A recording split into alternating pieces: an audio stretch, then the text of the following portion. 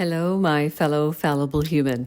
My name is Tanya McIntyre. I'm a certified CBT practitioner, a mental health professional, or fitness trainer, as I like to say as well.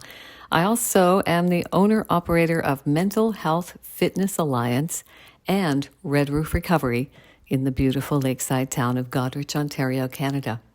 Thanks very much for tuning in to this podcast that I do now in a format that is short and sweet, since our attention span seems to be shortening in this digital age. So today I'm going to talk to you about something that I created to help me remain free from my addictions. It's called Formula A for Better Mental Health. When I find myself stressed or depressed, it's really important for me to find ways to cope that won't lead me back into addictions. So I've developed this formula that helps me reduce anxiety, increase my energy levels, and enhance my mood. I call it my Formula A, and it has just 4 simple ingredients: awareness, avoidance, attention, and acceptance. So we'll start with awareness, because awareness, is the first step to progress. We have to be aware of things before we can do anything to change it. So awareness of my thoughts can help me to recognize that most of them are repetitive and negative and unhelpful. So being aware of this makes it easier for me to do something that I like to call catch it, check it, change it. I love these snappy slogans because they're memorable, and repetition seems to be the mother of learning, for me especially. So the catch it, check it, change it tool comes from cognitive behavioral therapies. And that sounds complicated, but it's not. It's cognition. Cognition is just thought. So we are dissecting our thoughts because most of them are negative and unhelpful. So this catch it, check it, change it helps me stay aware of that fact. And then as soon as I say, wait a second, hold on, there it goes again, that itty bitty shitty committee that never shuts up. So I catch it. I catch the unhelpful thoughts, and then I can check it using tools from cognitive behavioral therapies, and then I can change it to a more helpful thought. This all came to me from one of my favorite doctors. He's a pioneer in cognitive therapies. His name is Dr. David Burns. You can learn more about him on his website, feelinggood.com. He has a couple of bestsellers now, the Feeling Good book from the 70s, and then he followed it up just in this decade with Feeling Great. Yes, he likes to keep things simple. And Dr. Burns also created this list of the 10 most common cognitive distortions. It's a term I don't really like a lot because when we're having thought distortions, they certainly don't feel like they're distorted thoughts. They feel very real at the time. So I just prefer to call them unhelpful thoughts.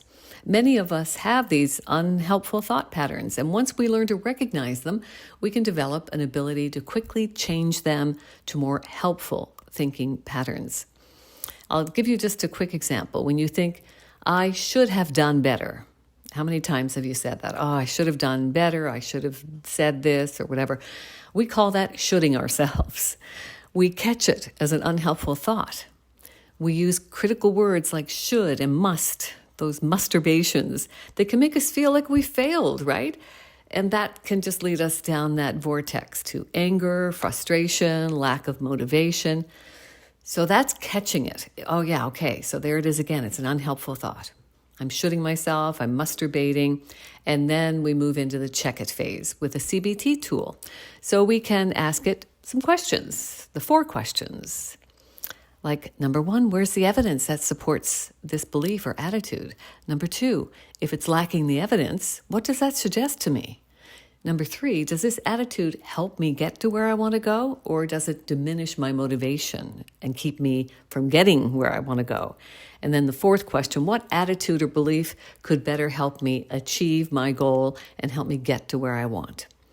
And then we change it with a more helpful and less rigid thought, like I can learn to do better, I can strive to do my best, and my best is good enough, right? We're all fallible humans. And we don't fail, we just learn. They're opportunities for learning. And then the other A is the avoidance of people, places, things, people, situations, circumstances that can potentially lead us into disturbing thoughts. Because our diet is more than what we eat. It's also what we watch, it's what we read, it's what we listen to, and definitely who we spend our time with, right? We become the company we keep. So it's really important to keep good company. And that wasn't easy for me to do when I was, fighting for my freedom from addictions. I was hanging around with people who were using all the time. It was normalized to me. So I had to make those critical choices that were not easy to make. I had to create a new network of friends. Never easy to do, especially later on in life. But I've done it, and now I've created a life I never need to escape from again. It's worth the efforts. It's worth the change. So make this conscious effort.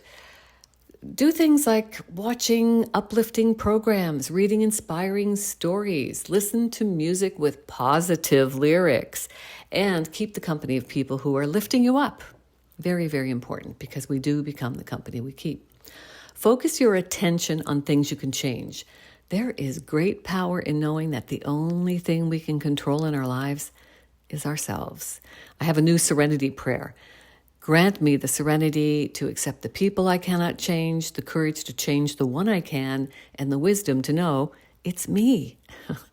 And the other A is acceptance, that life can sometimes be challenging and that we humans are fallible people. We're doing our best to navigate life the best way we know how. Unconditional acceptance of ourselves, of others, and of life fosters better mental health. Please remember to talk to yourself and treat yourself like you talk to and treat your best friends. Use encouraging, supportive, compassionate language. And if you would like a copy of that 10 list, that 10 common cognitive distortion list created by Dr. Burns back in the 70s, email me at redroofrecovery@gmail.com. I'll also send you this cute little control meme for a visual reminder to stay focused on what's within your control. And I hope you have found this helpful. If so, please share it with friends and family. I would certainly appreciate that. My name is Tanya McIntyre. I'm a certified CBT practitioner, mental health professional, mental health fitness trainer, owner-operator of Mental Health Fitness Alliance and Red Roof Recovery in the beautiful lakeside town of Goderich, Ontario, Canada. My wish for you is to love always, live well, laugh often, and try your best to stay as positive as possible. May the force be with you, and remember, you are the force.